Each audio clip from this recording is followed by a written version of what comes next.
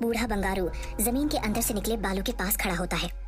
उसे कुछ महसूस होता है और वो बालू को हाथ में लेकर उसे सूंघने लगता है। जैसे ही वो बालू के अंदर से निकली गंध को पहचानता है, वो अपने गुस्से से कांपती आवाज में कहता है, ये तूने कैसे होने दिया मृगांका?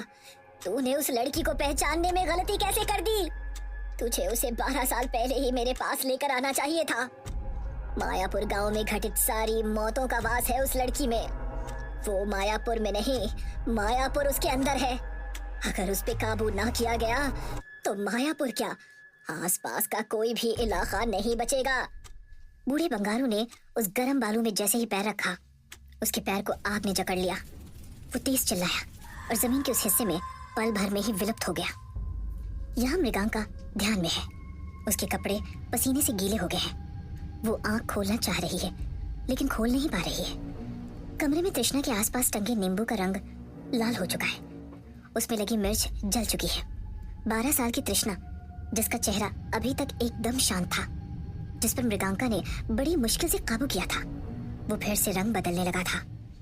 भयावह दृश्य एक बार फिर सामने था। तृष्णा आंखें खोलती है, जो सफेद रंग की हो चुकी है, और जोरों से हंसने लगती है।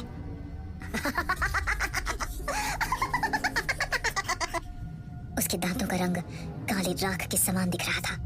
वो अपनी शैतानी आंखों से चारों ओर देखती है और फिर कमरे में रखे सामान को जादुई तरीके से फेंकने लगती है। बाहर मृगांका को कोई आहट महसूस होती है। मिर्च के जलने से उसे खांसी होने लगती है। वो तृष्णा के कमरे की तरफ भागती है, लेकिन तृष्णा के अंदर मौजूद शक्तियां दरवाजे को सट से बंद कर देती है।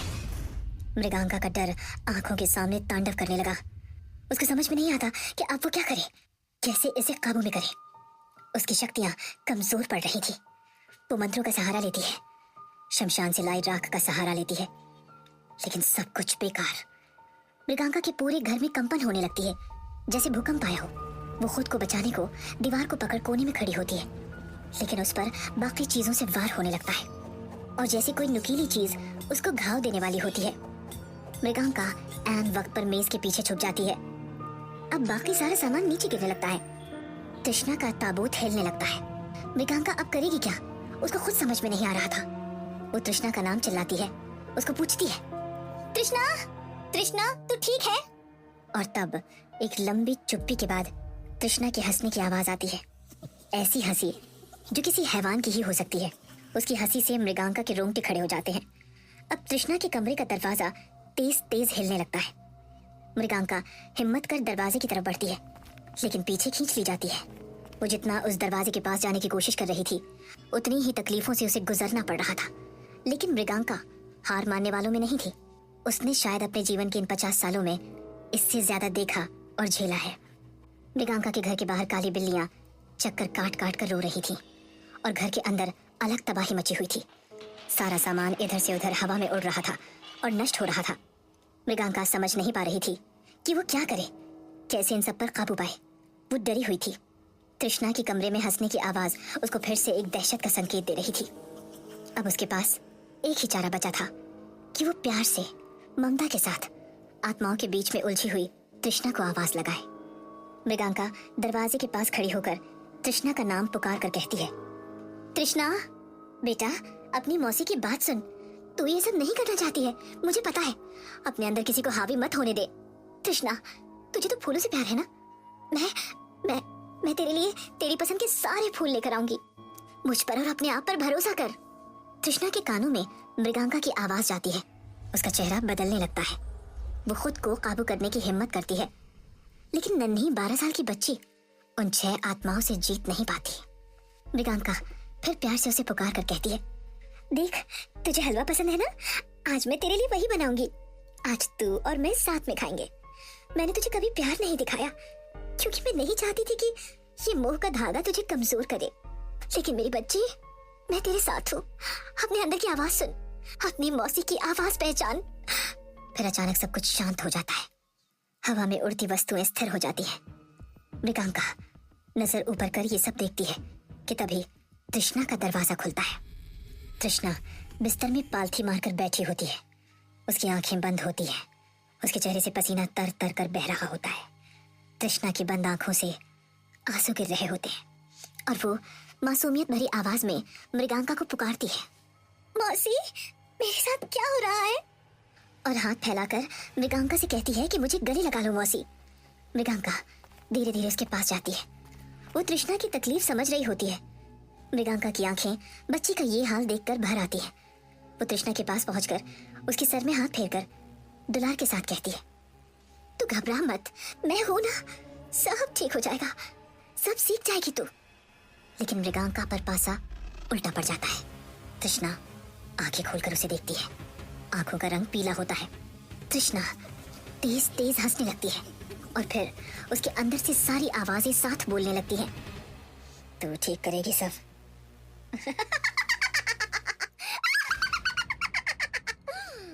तू ठीक करेगी सब, तू सिखाएगी सब। ऐसा कहते ही वो मृगांका का गला पकड़कर उसको हवा में उठा देती है। मृगांका खुद को छुड़ाने की लाख कोशिश करती है, लेकिन तृष्णा के ऊपर उसकी एक नहीं चलती। मृगांका का धीरे धीरे दम घुटने लगता है। ऐसा लगता है मानो उसका शरीर सांसें छोड़ देगा।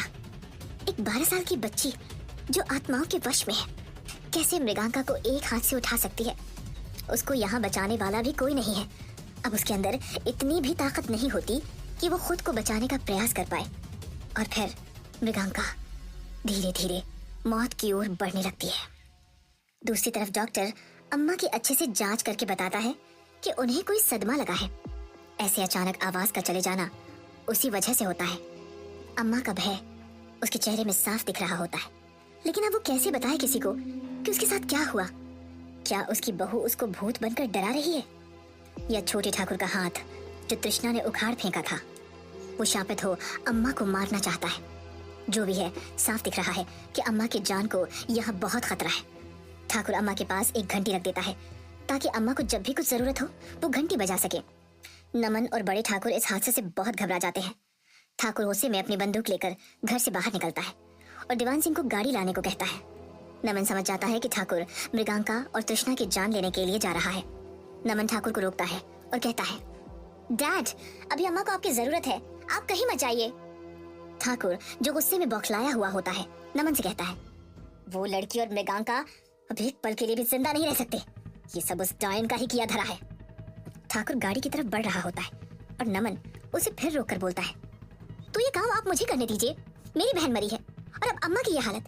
मेरे अंदर भी आपका ही खून है, मैं उन दोनों को जोकर खत्म कर दूंगा। ठाकुर नमन की ये बात सुनकर रुक जाता है और नमन को कुछ देर देखते रहता है। तू ये कर पाएगा? हाँ डैड, चाचा तक मैं झेल गया, लेकिन अगर अम्मा को कुछ हुआ ना तो मैं न जाने क्या कर दूंगा। आप यहाँ अम्मा की देखभाल कीजिए, फिक्र मत कीजिए। ठाकुर का गुस्सा थोड़ा शांत होता है। वो दीवान सिंह को नमन के साथ मायापुर गांव जाने का आदेश देता है और कहता है, साईं की तरह नमन के साथ रहना, उस पर आंच नहीं आनी चाहिए। नमन और दीवान सिंह जीप में मायापुर की ओर निकल जाते हैं। जीप जैसे ही गेट के बाहर जाती है, हवेली की हवा कुछ बदल जाती है, क्योंकि जो भी था वो तो जीप में नमन के साथ जा रहा था। अब नमन की जान को खतरा था। छोटे ठाकुर का हाथ नमन की गाड़ी की सीट को पीछे से छूता है, जैसे कि वो उसके बाहर जाने के इंतजार में था। नमन जो घर से ये कहकर निकला था कि वो मृगांका और तृष्णा को खत्म कर देगा, ये सब होने के पीछे का सच जानना चाहता था। अब उसके अंदर अपनी मौत का डर खत्म हो चुका था। कहते हैं इंसान जब मौत से डरना बंद कर देता है तो मौत भी उसका कुछ बिगाड़ नहीं पाती। जीप जंगल की तरफ रुख लेती है। रात बढ़ती ही जा रही थी। रास्ता और डरावना होता जा रहा था। दीवान सिंह नमन को कहता है, छोटे ठाकुर, आप बंदूक हाथ में लीजिए, जंगल का रास्ता आने वाला है। नमन गहरी सांस लेता है और बंदूक को हाथ में लेता है। एक 21 साल का लड़का जिसने बचपन में ही माँ को खो दिया और जवानी में बहन को, अब बेखौफ हो मौत की आंखों में आंखें डालकर उसका सामना करने निकल पड़ा है। माँ के मरने के बाद नमन को हॉस्टल भेज दिया गया था ताकि वो माँ की मौत के जख्म को भर पाए, लेकिन सपना की मौत ने उसके भरे घावों को फिर से हरा कर दिया था। उसने तय कर लिया था कि भले ही उसकी जान चली जाए, लेकिन वो सच का पता कर कर ही रहेगा। जीप अंधेरे जंगल से चली जा रही थी। अजीब किस्म के जानवरों की आवाजें रात को और डरावना बना रही थी, जैसे ये जंगल भी इंतजार कर रहा था इनके यहाँ से गुजरने का। मृगांका जिसके घर में मौत पहले ही तांडव मचा रही है, उसके घर अब दीवान सिंह और नमन मौत का न्योता लेकर जा रहे थे। यहाँ मृगांका का शरीर सांसें छोड़ ही चुका था। तृष्णा के अंदर की आत्माएं अब तृष्णा को हमेशा के लिए अपने वश में करने ही वाली थी कि तभी वहां बूढ़ा बंगारू जमीन चीरकर अवतरित होता है। वो तृष्णा को देखता है और हाथ में पकड़े भाले को, जिसमें नाग का निशान होता है, उसकी तरफ फेंकते हुए कहता है, इतनी आसानी से नहीं जीत पाएगी तू। भाला जैसे ही तृष्णा के शरीर से लगता है, वो नाग का रूप ले लेता है और तृष्णा को कसकर जकड़ लेता है। मृगांका तृष्णा के चंगुल से छूट जाती है और बेहोश हो जमीन पर गिर जाती है। काली भयानक रात कुछ देर के लिए अब थमी हुई सी प्रतीत होती है। तृष्णा को शांत और काबू में कर नाग फिर से भाले का रूप ले लेता है। बूढ़ा बंगारू उसके बिस्तर के चारों तरफ अपने पैर से एक अदृश्य रेखा बनाता है। मृगांका को वहां से दूसरे कक्ष में लेकर जाता है और मंत्रों के सहारे उसको मूर्छित अवस्था से वापस लेकर आता है। मृगांका धीरे धीरे आंखें खोलती है। बूढ़े बंगारू को अपने सामने देख उसको सुकून मिलता है और वो फिर से धीरे से आंख बंद कर सो जाती है। बूढ़ा बंगारू खुद से कहता है, अब सुबह होते ही सबसे पहले इस लड़की की विद्या शुरू करनी होगी। धीरे धीरे उसे आत्माओं को काबू में लाना सिखाना होगा, तभी सब ठीक होगा। बंगारू विधि की तैयारी करना शुरू कर देता है। वो एक बर्तन में मिट्टी भरकर लाता है।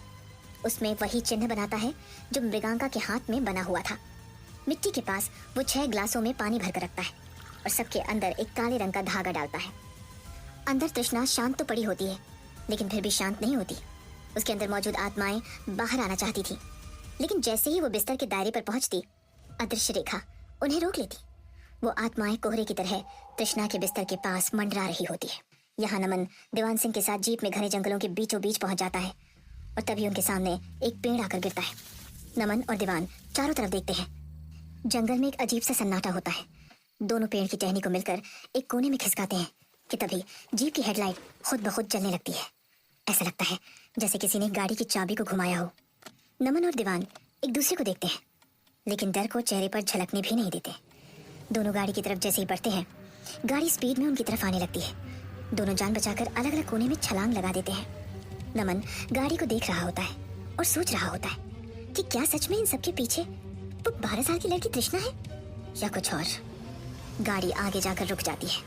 दीवान नमन को आवाज लगाकर पूछता है, छोटे ठाकुर, आप ठीक तो हैं? नमन की आवाज तो नहीं आती, पर तेज सिंह ठाकुर की आवाज जरूर जंगल में गूंजती है। हाँ दीवान, मैं बिल्कुल ठीक हूँ।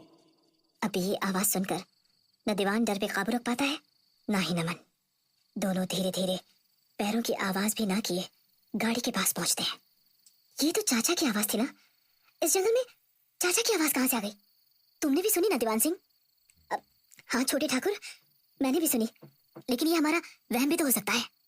2 लोगों को एक साथ ऐसा वहम, तो कहीं छोटे ठाकुर सच में जिंदा तो? ये कैसे हो सकता है? हम सबने उनकी लाश सामने देखी थी। चलो जल्दी गाड़ी शुरू करो, ये जगह खतरे से खाली नहीं है। दीवान और नमन गाड़ी में बैठते हैं। दीवान गाड़ी की चाबी घुमाता है, लेकिन गाड़ी स्टार्ट नहीं होती। तभी एक पत्तों से बनी डरावनी आकृति उनकी तरफ बढ़ने लगती है। नमन चिल्लाता है, जल्दी दीवान सिंह, जल्दी! गाड़ी नहीं चल रही है। कुछ भी करो दीवान, कुछ भी करो। और जैसे ही वो आकृति उन पर हमला करने वाली होती है, गाड़ी स्टार्ट हो जाती है।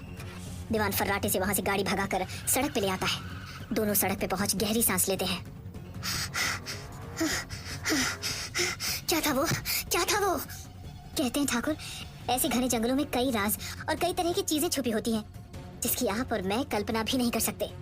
और तभी थोड़ी दूर सड़क पे पहुंचकर जीप के ऊपर किसी की लाश गिरती है। दीवान सिंह जीप पर से कंट्रोल खो देता है और वो खंभे में जाकर टकरा जाती है।